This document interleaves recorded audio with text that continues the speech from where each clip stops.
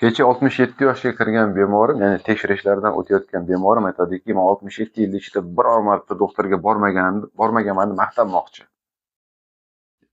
Men tushuntirib, aka, bu sizga maqtanish emas, buning uchun yig'lash kerak. Sabab sizda tibbiy madaniyat yo'q ekan. Chunki 35-40 yoshdan keyin nafaqat onkologiya, balki yuragi tekshirtirish kerak, urolog ko'rish kerak, buyraklarni tekshirtirish kerak, bulardan o'tish keragingiz edi. Hozir shu o'tmaganligi sababli bu insonda hozir 3 yoki 4 bosqich saraton chiqadi.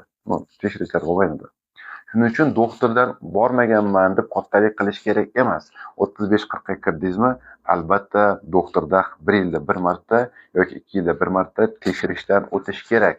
Bu nafaqat onkologiya bo'lishi mumkin, yurakdagi misol uchun infarktga olib keluvchi sabablarni topish mumkin yoki misol uchun urologik tomonda qanaqangi odam yoshi katta bo'lgandan keyin problemalar bo'ladi. Shuning uchun meni maslahatim, kasallikni davolagandan ko'ra sog'lom paytingizda bir kun vaqt topib albatta borib tekshirish kerak.